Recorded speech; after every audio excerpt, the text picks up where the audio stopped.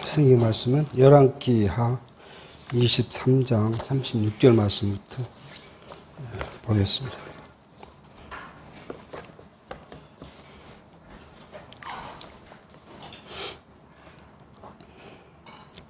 36절 말씀은 여호와김이 왕이 될 때 나이 25세라 예루살렘에서 11년을 치리하니라. 그의 모친의 이름은 스비다라 루마 부다야의 딸이더라. 여호와김이 그 열조의 모든 행한 일을 본받아 여호와 보시기에 악을 행하였더라. 우리는 유다가 이제 멸망해 가는 과정 속에서 거의 이제 막바지에 지금 이제 도달한 것을 우리가 볼 수 있습니다. 우리 이미 살폈지만 한번 다시 정리를 해 보면, 자, 하나님께서는 히스기야라는 왕을 통해서 유다의 종교 계획을 이제 일으킵니다. 그래서 히스기야의 종교 계획을 하나님께서 어떻게 평가했냐 그러면은 히스기야가 그 전에도 그 후에도 히스기야만큼 하나님을 사랑하고 경외하고 했던 왕이 없다고 할 정도로 히스기야의 종교 계획을 이제 보게 합니다. 근데 이 히스기야의 종교 계획은 그냥 외적인 것이 아니라 가장 먼저 그 내적인 측면에서 종교 계획을 하고, 그리고 그 내적인 것을 바탕으로 외적인 나라의 모든 것들을 계획했던 일들을 우리가 이제 보게 합니다. 그런데 히스기야에 따라서 그 다음에 므낫세라는 왕이 나오고요.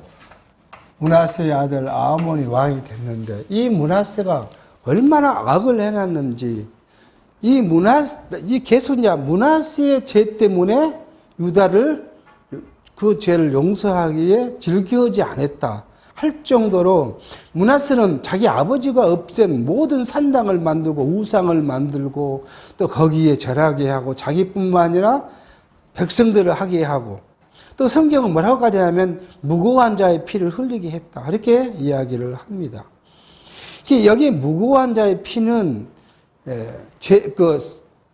살인을 해서 죽음을 당하는 그것뿐만이 아니라 핵심적인 내용은 몰렉이라는 가나안 신에게 인신공양을 한 거예요. 사람을 바쳐서 섬기는 그러한 일들을 지금 므낫세가 했다.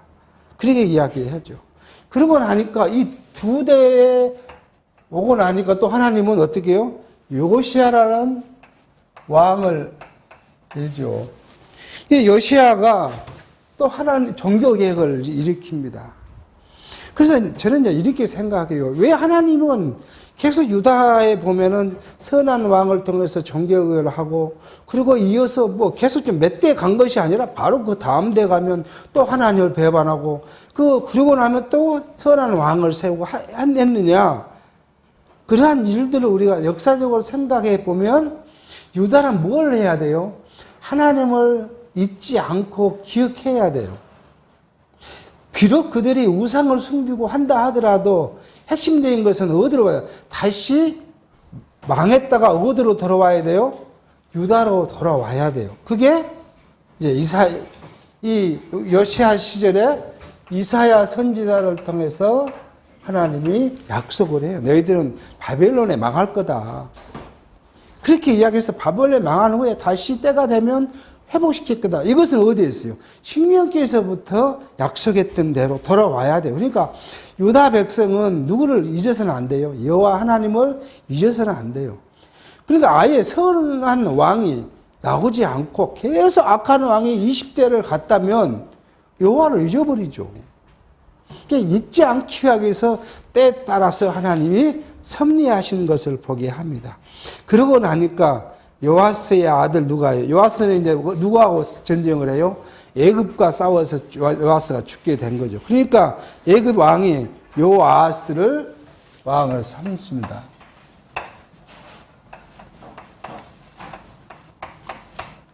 요아스를 했는데 이 요아스가 오래 지금 이 왕이 되지를 못해요. 그러고 나니까 요아스가 그 다음에 여호와김이 이제 여호와김과 요아스 이제 형제가 아니에요. 여호와김이 요아스의 형님입니다. 오늘 지금 그 요아김이 요아스가 3개월밖에 앞에 이제 그 앞장으로 가면 그렇게 하죠. 요아스가 유에 나갈 때 나이 23세라 예루살렘에서 석 달을 치리하니라. 그러니까 3개월 만에 폐위를 당한 거죠. 폐위를 당하고 애굽이 누구를 이제 자기 형인 요아김을 왕으로 세웠다. 요아김이 본래 명은 이제 엘리야김인데 그러고 나서 개명을 해서 요아김으로 했다. 그래서 요아김이 왕 위에 나갈 때 25세였는데 11년간을 치리했다. 근데 이도 역시 뭐예요? 자기 열조를 본받아서 악을 행했다. 하나님 보시 악을 행했다고 그렇게 말씀을 합니다.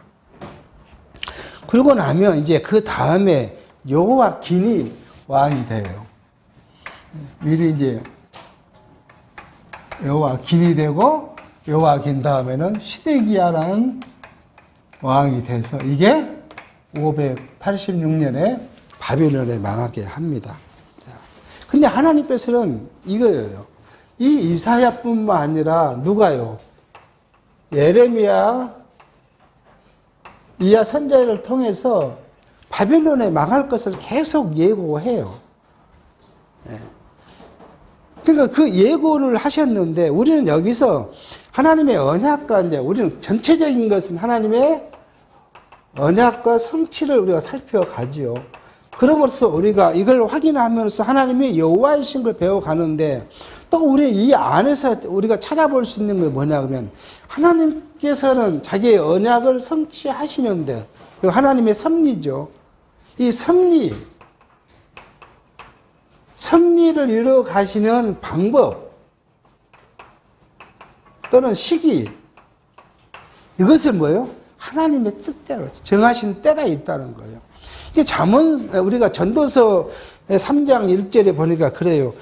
천하의 범사가 기한이 있고 모든 목적이 이룰 때가 있나니 날 때가 있으면 죽을 때가 있고 심을 때가 있고 심는 것을 뽑을 때가 있으며 죽을 때가 있고 치료시킬 때가 있으며 울 때가 있고 웃을 때가 있으며 슬퍼할 때가 있고 춤출 때가 있으며 돌을 던져버릴 때가 있고 돌을 거둘 때가 있으며 안을 때가 있으며 아는 일을 멀리 할 때가 있으며 찾을 때가 있고 잃을 때가 있으며 지킬 때가 있고 버릴 때가 있으며 그 다음에 찢을 때가 있고 꿰맬 때가 있으며 잔담할 때가 있고 말할 때가 있으며 사랑할 때가 있으며 미워할 때가 있으며 전쟁할 때가 있고 평화할 때가 있느니라고 전도서 기자는 하나님의 작정과 섭리는 뭐예요? 하나님의 때에 따라서 이루어진다는 사실을 이야기를 합니다.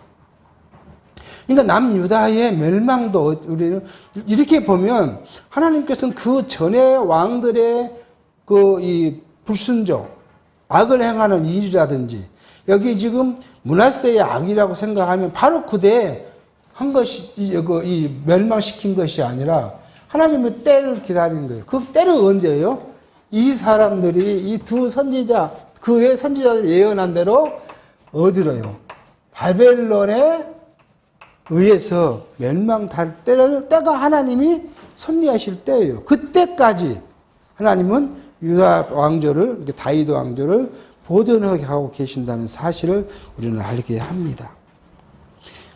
결국 이 사실을 우리에게 가지고 보면 하나님은 우리 모든 성도들의 각 개인에 대한 하나님의 뜻, 그 작정, 그 섭리하실 일, 언약과 그 성취하실 일들에 대해서 어떻게 하신다고요? 자기가 정해놓은 때에 그때 하신다는 거예요. 그러니까 우리에게 이 고통을 주신다면은 언제까지? 우리는 금방 좀 끝났으면 좋겠는데 어느 때까지요? 하나님의 때까지 가게 하죠. 근데 그 때까지 가게 하신 그 기간은 뭐예요? 그걸 통해서 너를 깨달을게요. 하나님을 깨닫게 하기 위한. 그러니까 이스라엘 백성이 하나님을 모르고 율법을 몰라서가 아니라 율법을 알고 하나님을 알지만은 그의 중심이 어디에 있었어요? 육체에 있었어요. 이 모든 것을 육체로 보는 거예요.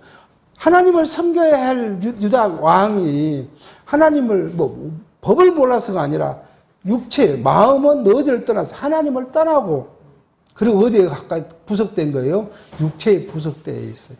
그러니까 육체가 즐거워요.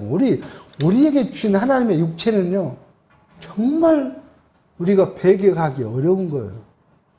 만약에 하나님이 우리에게요, 하루에 한 끼만 먹으라고 명령을 하신다면, 그게 쉽겠습니까? 그러니까, 우리의 육체는, 뭐 하나님 우리를 입혀놓은 육체지만, 이 육체로 살아가야 하기 때문에 육체의 일을 배격한다는 것이 그게 말처럼 쉬운 것이 아니고 힘들고 고통이 따르지 않으면 안 된다는 거예요. 그러니까 육체에 우리가 먹고 입고 쓰고 이런 문제가 아니라 우리의 삶의 가치가 뭐예요? 신령한 것에 있는데 그걸 못 얻으러요. 육체의 것을 바라보기 시작하면 신령한 것은 재미가 없어요. 자주 말씀을 드리지만 이 이스라엘이 하나님을 섬기는 방법이 어디를 가야 돼요? 예루살렘에 가고 예루살렘에 있는 성전을 가야 되고 성전에 제사를 지는데 자기 할 일이 없어요. 백성들 할 일이 예물을 가지고 가서 제사를 레인에게 주면 레인이 다 잡고 하고 해서 제사장 주면 제사장이 뭐 속죄제는 피를 뿌리고 그렇게 해서 제사를 끝내는 거예요. 그리고 남은 뭐예요? 남은 고기 삶은 고기를 갖다 주면 나누어 먹는 거예요. 그 일이 전부예요. 근데 왕이라는 사람이 뭔가 해보고 싶잖아요. 자기가 다 백관들을 거느리고 가고 자기가 뭔가 하늘을 보고 뭐 하는 것처럼 보이는 걸 하고 싶은 것이 뭐예요? 육체의 욕망이에요, 그게. 그러니까 성전에 가서 제사 지내는 것보다 어디 가서요? 산당에 가서 자기가 앞장서 갖고 제사 지내는 것이 훨씬 재밌고 즐거워요. 그리고 뭔가 자기가 자기를 나타내 보이는 거죠. 거기에 함몰되니까 뭐예요? 하나님의 말씀은 다 까먹고 잊어버리는 거예요. 그리고 어디에요? 고지 육체로 뭔가를 해보고자 하는 거예요. 선한 왕들도 그런 실수를 하잖아요. 히스기야가 그러잖아요. 병들어 죽게 되니까 뭐예요? 이문호는 바벨론 사자인데 자기 금고와 성전의 금고의 모든 것을 보여주고는 자기가 자기를 드러내 보이잖아요. 그게 우리 육체는 어쩔 수 없는 우리에게 주신 짐이에요, 짐. 근데 이걸 이길 수 있는 방법이 뭐예요? 결국 하나님의 말씀밖에 없고요. 하나님 성령이 우리를 인도에 가심으로써 육체의 소욕의 가치보다 신령한 성령의 소욕이 가치 있다는 것을 우리가 깨닫는 것. 그것을 깨달아지지 않으면 육체의 소욕을 우리가 이긴다. 정말 그것은 말은 쉬워요, 말은. 말은 뭐 할 수 있죠. 우리가 가끔 과거 경험해 보면 그러잖아요. 우리가 뭐 모이면 항상 성경 말씀을 이야기하고 하나님을 이야기하고. 그러니까 그 육체로 그것이 꼭 성령의 것이냐? 아니에요. 저는 그렇게 생각해요. 꼭 성령의 것이 아니라 육체가 발전해서 할 수 있어요. 왜요? 내가 저보다 뭐 하니까요? 많이 아니까. 내가 더 우리 강남도에 뭐 교육이 많았잖아요. 교육은 나 저 사람보다 더 많이 받았으니까. 근데 받았으면 어떻게 해야 돼요? 그게 내 영이, 중생한 영이 그 교육을 통해서 변화됨으로써 뭘 해야 돼요? 스스로 낮아지고 겸손해지고 성도를 보살피는 일에 내가 앞장서고 나를 앞세우는 것을 배격해야 되는 것이 바로 성령의 소욕이잖아. 근데 올해는 내가 뭐예요? 내가 나서야 되고 내가 앞장서야 되고 내가 나를 나타내 보이려고 하면 그거 뭐예요? 육체의 소욕에서 지금 갖고 있는 뭐예요? 성경에 대한 지식이에요, 지식. 그러니까 이제 가끔 옛날에 그런 말씀들을 하신 목사님들 중에서 그런 말씀 많이 하신 분이 있어요. 말씀이 아무리 공부를 많이 해도 내 중생한 영에 접해서 나를 변화시키지 않는 말씀은 의미가 없다. 그것은 뭐예요? 지식주의에 빠지는 것밖에 아니다. 그렇게 이제 단편적으로 말씀하신 목사님들 계세요. 그게 맞아요. 근데 우리 육체는 매일 시간 발동을 해요. 저와 여러분은 매일 시간 발동해요. 그러니까 조금 어떻게 하면 금방 육체에 함몰돼서 우리가 뭐 시기하고 분하고 뭐 하다가 또 어떻게 말씀이 우리에게 접해지면 내가 이게 잘못했었구나. 내가 너무 육체에 내가 함몰됐었구나 하고 돌이키게 하고 이것을 우리에게 80년간 하는 거죠. 뭐. 그래서 우리가 하나님을 알게 하고 깨닫게 하는 일이 얼마나 어렵다는 사실을 알게 해요. 이게 이스라엘 백성이 다윗이 1010년에 다윗이 왕국을 세웠고 586년에 나가 망했으면 한 430년간, 440년간을 계속 하나님 그걸 반복시켜서 하나님을 알게 해요. 그렇지만 그들이 지식적으로는 알죠. 여호와 하나님을 모르는 사람이 누가 있겠습니까? 어떻게 자기 조상들이 애굽에서 어떻게 나왔고 가나안 땅에 어떻게 들어왔고 하나님 어떻게 나라를 세웠다는 걸 모르는 이스라엘 백성이 어디 있겠어요? 근데 그건 하나의 안 것이고 그들의 삶을 주관하는 일에는 다 육체가 발동했다는 사실을 오늘 알게 합니다. 이렇게 해서 여호와 김이 이제 하나님을 순종치 않았다 하는 겁니다. 결국 이러한 일을 통해서 우리가 볼 수 있는 건 뭐예요? 우리의 삶, 우리 성도들의 인간의 삶을 누구 마음대로 안 돼요? 사람 마음대로 안 된다는 거예요. 누구 뜻대로 돼요? 하나님의 뜻대로 된다는 거예요. 근데 이제 여기에 우리가 지금까지 배웠던 오해가 있어요. 그게 뭐냐면 구속사적 관점에서 우리가 과거에 신앙생활을 했기 때문에 뭐 해야 돼요? 다 교육하고 뭐 해서 내가 해야 한다는 거잖아요. 내가 하나님 말씀에 순종하는 거고 불순종도 뭐예요? 하나님의 말씀에 내가 불순종한 거고 그러니까 순종하도록 계속 가르치고 교훈해야 한다는 거 아니에요. 그래서 뭐 해야 돼요? 교회에서 설교하면 뭐예요? 그거잖아요. 여러분 죄를 짓지 마십시오. 계속 하는 거고 하나님을 기억하십시오. 하나님께 순종하십시오. 순종하는 방법이 뭐예요? 그게 충성하는 것이고 충성은 뭐예요? 결국 뭐 예배에 참석 안 하면 안 되는 거고 연보를 많이 안 하면 안 되는 거고 목사의 말에 순종하지 않으면 안 되는 거고 계속 그렇게 가르쳤고 그걸 우리가 배워왔기 때문에 은연중에 우리 머릿속에 그것이 항상 감돈다는 거예요. 그래서 내가 그러지 내가 뭘 해야지 이렇게 생각하게 되는 거죠. 근데 우리 성경은 뭐라고요? 누가 해요? 이것을 하나님이 하신다는 거예요. 자기 뜻대로 때에 따라서 그 시기의 방법으로. 그러니까 우리를 하나님께서 믿음에 성장시키는 방법도 하나님의 때에 하나님의 방법으로 하는 거예요. 어떤 사람을 통해서 하든 어떤 모임을 통해서 하든 뭘 하든 하나님의 방법으로 하는 거고 우리를 시험에 빠뜨리는 것도 뭐예요? 하나님의 때에 또 어떤 사람을 통해서 하든 뭐 사람도 먼 사람이면 우리가 뭐 남탓하겠는데 누구예요? 제일 가까운 사람을 통해서 나를 시험시키게 하고요. 이게 다 하나님의 때와 그 방법에 있다. 그러므로 우리가 할 수 있는 거예요. 성도가 할 수 있는 것, 성도가 할 수 있다는 것이 뭐 좀 엎에 있는 이야기지만 우리가 할 수 있는 건 뭐예요? 하나님 앞에 엎드리는 거예요.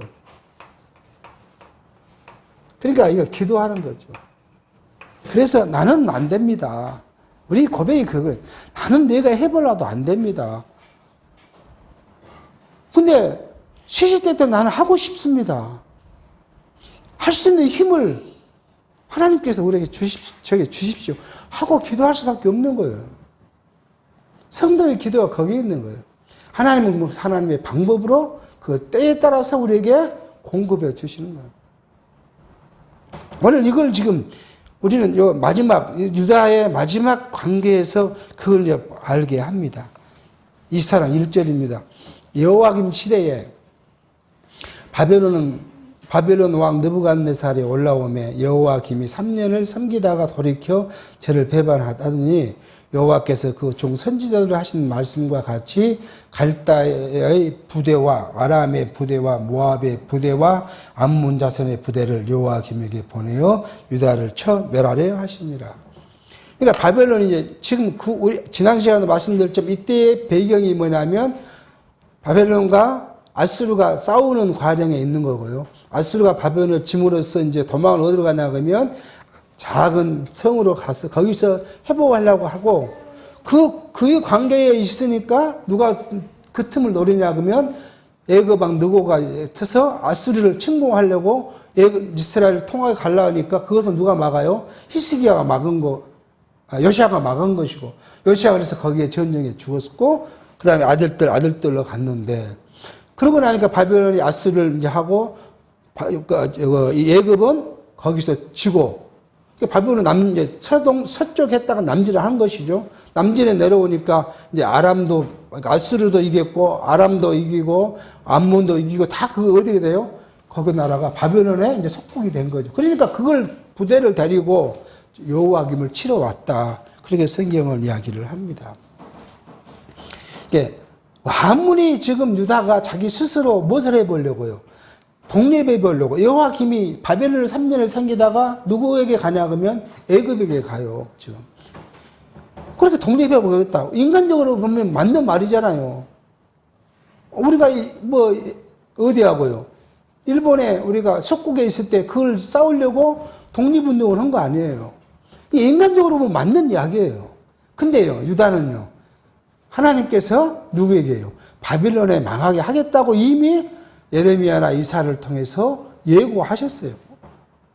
그러니까 여기 아무리 자기가 노력해도 뭐 안 돼요? 독립할 수가 없다는 사실을 알아. 그러면 어떻게 하겠어요? 왕이 하나님께 매달려야 되잖아요. 근데 이 악한 왕들은 하나님을 잊어버리기 때문에 아무리 선지자를 통해서 그것을 예고하고 또 예고해도 그건 귀에 들어오지 않고 인간의 방법으로 해보려고 바벨론 왕을 섬기다가 예굽으로 왔다. 그것이 뭐예요? 유다의 바벨론 침공의 빌미를 이제 준 것이에요. 근데 여기 우리는 한 가지 이제 성경 강론집에는 그렇게 되어 있어요. 여호와께서 바벨론을 배반한 여호와김을 멸하려 하셨다. 그렇게 지금 제목이 붙어져 있어요. 소 제목이. 이게 주제에 문제가 있다는 거 생각을 해요. 하나님께서는 뭐요? 유다를 멸망시키기 위해서 누구를 가게 해요? 바벨론을 가게 해요. 근데 바벨론을 갔는데 비밀을 줘야 되잖아요. 바벨론 왕이 유다를 침공할 비밀을 줘야 되잖아요. 그러기 위해서 누구예요? 여호와김을 바벨론을 배반하고 애굽으로 가게 하신 거예요. 그러니까 여기는 여호와김의 배반 사건에 대한 하나님의 징계가 아니라 하나님의 자기 작정 뜻 언약을 성취하시기 위해서 뭐예요? 여호와김이 바벨론을 배반하고 애굽으로 가게 섭리하셨다는 거예요. 그러니까 역사의 섭리를 주관자가 누구예요? 하나님이시라는 거예요. 하나님이 주관해서 여호와김 그렇게 한 것이지 여호와김 스스로 자기가 독립하기 위해서 그렇게 간 것이 아니다. 근데 성경이 우리는 뭐예요? 언약과 성취 하나님 절대 주권을 이야기해 놓고 잠깐 여기 왜 실수를 한 거예요? 제목을 붙이는데 실수한 거예요. 사람이 그렇게 함으로써 하나님이 징계하셨다. 이렇게 지금 제목을 붙여놓으니까 오해가 생길 수 있는데 우리는 여기에 뭐예요? 하나님께서 자기 작전과 섭리의 때를 위해서 뭐예요? 여호와김을 바벨론에서 애굽으로 보냈다라고 해석하고 제목을 주시는 것이 타당하지 않는가 하는 생각을 합니다. 그러면 우리가 한번 이제 이 이사야와 예레미야께서 어떻게 예언했는가 사실을 한번 보겠습니다. 열왕기하 20장 16절에 이사야가 히스기야에게 이르되 여호와의 말씀을 들으소서 여호와의 말씀이 날이 이르리니 무릇 왕궁의 모든 것과 왕의 열조가 오늘까지 쌓아두었던 것을 바벨론으로 옮기바 되고 하나도 남지 아니할 것이요 또 왕의 몸에서 날 아들 중에서 사로잡혀 바벨론 왕궁의 환관이 되리라 하셨나이다. 이미 히스기야에게 이사야가 예언을 하셨어요. 그리고 이제 예레미야 32장 26절에 보면 이렇게 말합니다. 때에 여호와의 말씀이 예레미야에게 임하여 이르시되 나는 여호와요 모든 육체의 하나님이라 내가 능히 못한 일이 있겠느냐? 그러므로 나 여호와가 이같이 말하노라. 보라, 내가 이 성을 갈대아인의 손과 바벨론 왕 느부갓셋날의 손에 붙일 것인즉 그가 취할 것이니라. 이 성은 치는 갈대아인이 와서 이 성읍에 불을 놓아 성과 곧 그 지붕에서 바알에게 분향하며 다른 신들에게 전제를 드려 나를 경록케 한 집들을 사릴 것이다. 라고 예레미야를 통해서 이야기합니다. 그러니까 여기에 예레미야는 왕의 이름까지 지금 났어요. 바벨론 왕 느부갓셋네살의 손에서 내가 붙일 것이다. 근데 바벨론이 1차로 왔을 때 지금 여호와김이 섬기던 그 시제는 누구냐면 느부갓네살의 아버지가 왕으로 있을 때예요. 그 아버지가 나봇폴라살이라는 왕이 있을 때 1차 침공을 했는데 이 사람에 의해서는 뭐예요? 유다가 멸망하지 않는다는 거 아니에요. 그 아들 느부갓네살 때 멸망할 것을 예고했기 때문에 하나님의 때가 방법과 시기가 뭐예요? 바벨론의 느부갓네살이에요. 그때까지 하나님은 기다리시고 그것을 만들기 위해서 누구요? 여호야김을 느부갓네살이 자기 아버지가 이루지 못한 것이 뭐냐면 그 아수르를 다 점령하지 못한 거였어요. 그게 이제 607년, 605년, 604년이었는데 이때 아들이 이제 다시 서쪽으로 가서 아수르를 이기고 남진한 때가 바로 이때였어요. 그러니까 하나님께서는 자기의 뜻대로 그 시기에 하기 위해서 왕까지 지명했어요. 그랬으면 유다는 어떻게 해야 돼요? 그럴 필요가 없는 거잖아요. 물론 이 여호야김이 애굽으로 안 갔어도 망하지요. 하나님께서 그걸 예고하셨으니까. 근데 뭐예요? 그렇게 고통스럽게 망하지는 않았을 거예요. 뭐 왕이 눈을 빼가지고 애굽으로 이제 바빌론 잡아가고 이렇게 고통스럽까지는 안 했을 거예요. 그런데 이 바벨론 포로를 만들기 위해서 하나님은 왕을 마음을 돌이키게 해서 애굽으로 가게 했다 하는 말씀을 우리가 살핍니다. 3절입니다. 이 일이 유다에 임함은 곧 여호와의 명하신 바로 저희를 자기 앞에서 물리치고자 하심이니 이는 므낫세의 지은 모든 죄로 인함이며 저가 무죄한 자의 피를 흘려 그 피로 예루살렘에 가득하게 하였습니다. 여호와께서 사시기를 즐겨하지 아니하시니라. 이렇게 하나님께서는 유다를 멸망하기로 했는데 이미 그것은 그 전부터 예고한 일이지만 당대에 와서 지금 이렇게까지 예고하시는데 누구예요? 므낫세의 죄 때문에 남유다를 죄를 사기를 즐겨하지 않았다. 우리의 표현이죠. 우리가 인간이 읽을 수 있는 표현이죠. 하나님은 뭐예요? 내가 너를 망하게 하기 위해서 내가 이렇게 했다. 그거잖아요. 그러니까 우리는 우리 주변의 이 친구나 이웃이나 누구를 통해서 나를 하나님이 흔드실 때는 누구를 원망할 필요도 없어요. 내가 가만히 자기를 돌이켜서 하나님과 나와 관계를 그 관계를 생각해보고 설정해 가는 것이 더 중요해요. 아무리 이웃을 원망한다 해도 그 원망이 그 문제를 해결해 줄 수는 없어요. 하나님이 그때가 되면 또 그것을 돌이켜 반전시키는 것이 하나님의 섭리예요. 그 택한 백성들을 영원히 멸망하게 하지는 않으신다는 사실을 우리는 이미 성경을 통해서 알고 있어요. 우리 하나님께서는 그리스도를 통해서 우리의 죄를 속량하셨는데 그 말은 뭐예요? 하나님은 자기 피를 들여서 우리 죄를 속량했는데 그 속량한 자기 백성의 죄를 어떻게 하겠어요? 그래서 하나님의 사랑이 우리에게 있다는 거예요. 유다 백성은 인간적인 측면에서 모형적인 것으로 보여줬다면 우리는 진실로 그리스도께서 우리에게 인류에 죽으셨고 그 죽으심이 결국 하나님의 사랑의 극대라는 거잖아요. 그러니까 우리를 절대 버리지 않으신다는 거예요. 단지 우리를 뭐 하기 위해서요? 교육하기 위해서 잠시 우리에게 시련도 주기도 하고 고통도 주기도 하고 환경을 극한에 우리 넣기도 하고 그렇게 하시니만은 우리를 영원히 그렇게 하지 않는다는 거예요. 우리가 뭘 되면요? 하나님을 깨닫고 하나님께 돌이키면 그러면 하나님은 또 우리를 언제 그랬냐듯이 그 문제에서 해결시켜주고 가신다는 거예요. 우리가 그걸 아니까 그걸 믿고 그걸 확증돼 보니까 우리가 하나님을 믿을 만한 것이고 하나님을 섬길 만한 것이고 하나님께 나아갈 만하다는 거예요. 만약 그렇지 않는다면 우리는 무엇을 해야 돼요? 인간 보통 사람들처럼 육체로 해야 돼요. 근데서 육체로 했다고 해서 해결이 되냐? 우리가 세계 정세를 보면 뭐 육체로 한다고 지금 그것이 해결이 되냐? 뭐 푸틴이 전쟁을 한다고 러시아가 우크라이나를 먹을 수 있느냐? 물론 먹을 수도 있고 안 먹을 수도 있겠지만 그 자기 생각대로 되느냐? 자기 생각대로 있으면 이미 전쟁이 끝났어야 되는데 안 되잖아요. 근데 전쟁을 어떻게 한다고요? 하나님이 계속 전쟁을 일으키시겠다고 이미 우리에게 예고하셨어요. 마태복음, 마가복음, 누가복음을 통해서 마지막 때에는 전쟁이 곳곳에서 전쟁이 있을 것이라고 이해했고 그리고 요한계시록에서는 어떻게 해요? 진노의 방법이 또 전쟁도 하나예요. 오늘 제가 예배식 치러가기 전에 잠깐 말씀 나눴지만 전염병도 하나님의 진노의 하나예요. 그거 그렇게 하시겠다고 했어요. 그걸 누가 이길 수 없어요. 인간이 어떻게 그걸 다 이길 수 있습니까? 그런데 그걸 통해서 누구를 알게 하요? 하나님을 배반하고 하나님을 저주하는 자들에게는 멸망으로, 하나님을 사랑하고 백성에게는 뭘로? 영생으로. 그걸 우리에게 교육 가르쳐주고 우리를 통해서 알게 하시기 위한 하나님의 섭리 방법이라는 것을 알게 하십니다.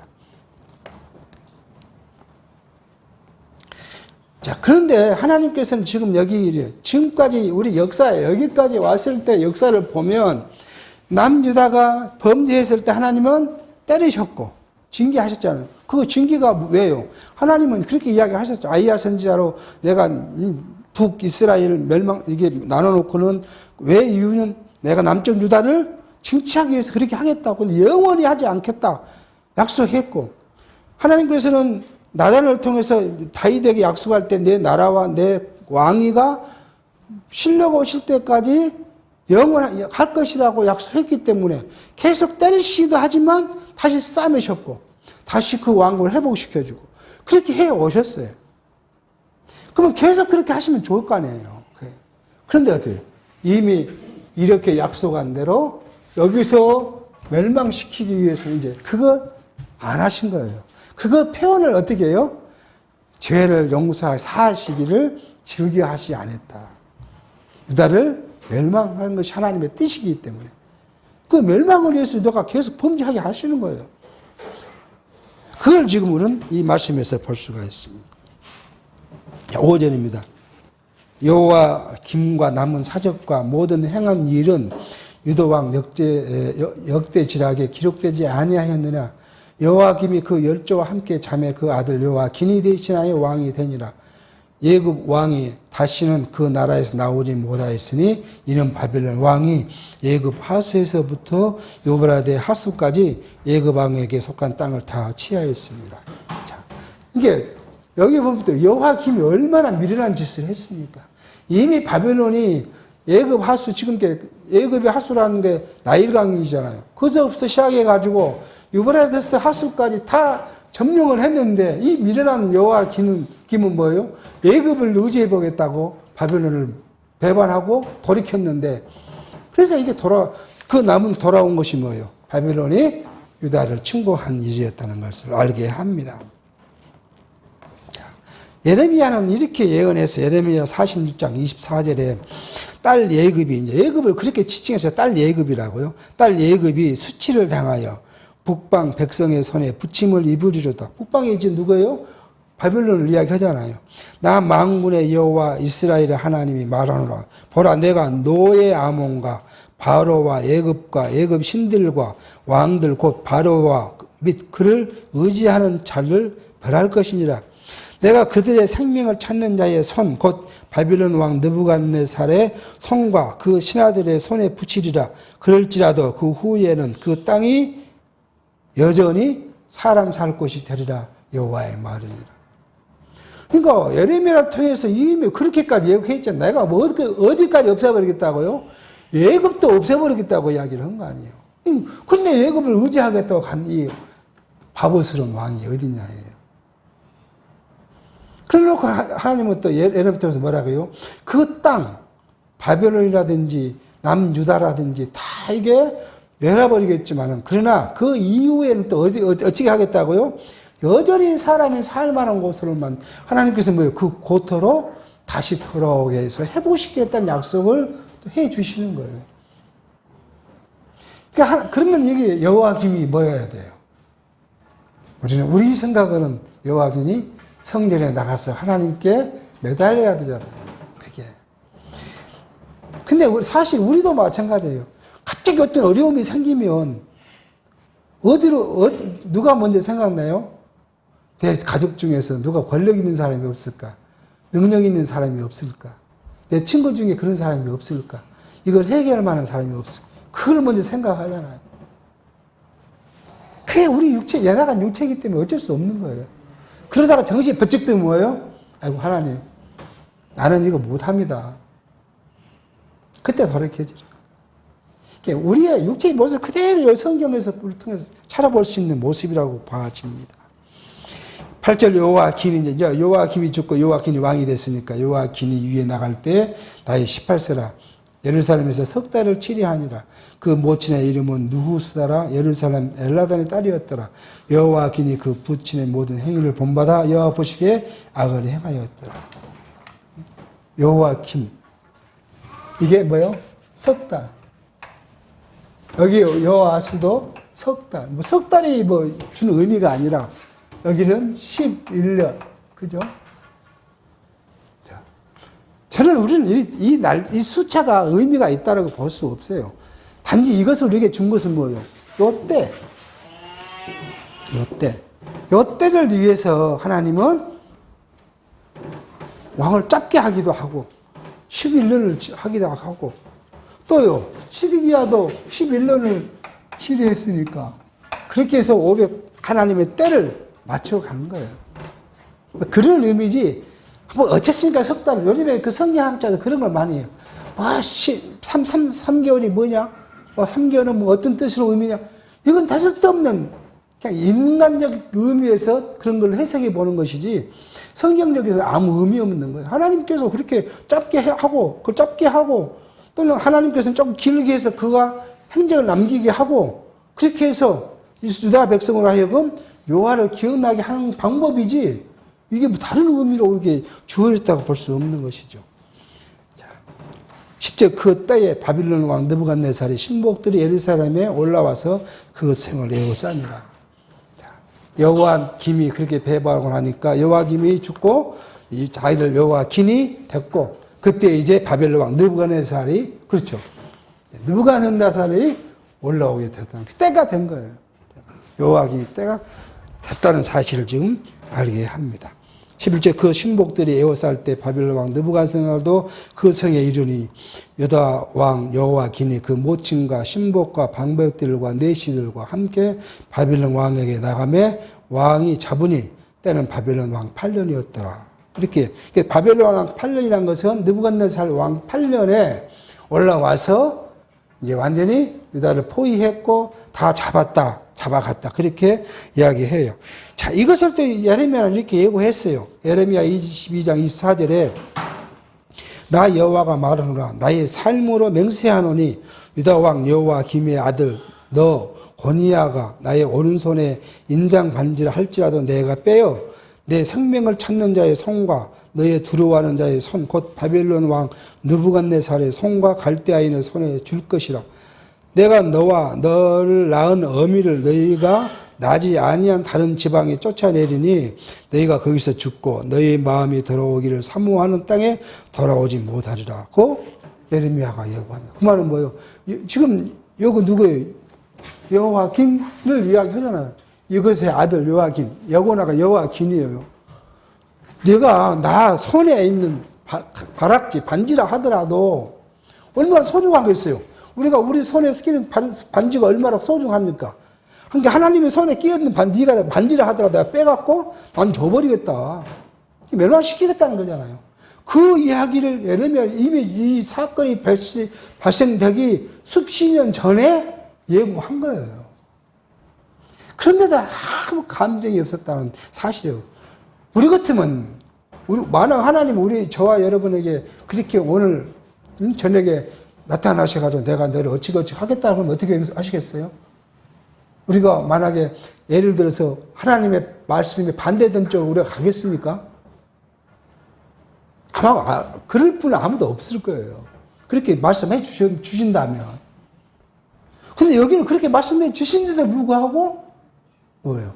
하나님이 그 귀를 닫아버리고 마음을 어둡게 해버리기 때문에 어떤 것도 할 수 없어요. 이 왕들의 마음을 하나님이 주장하시기 때문에 인간의 방법을 어떻게 할 수가 없어요. 여러분 혹시 사기 당해 본 적이 있습니까? 아니 지금까지 내 삶 동안에 내가 사기를 당해야 내가 그런 어리석은 사람인지 아냐? 하고 큰 소리 치지만 순간 하나님이 내 눈을 딱 어둡게 보고 길을 어둡게 보니까 뭐예요?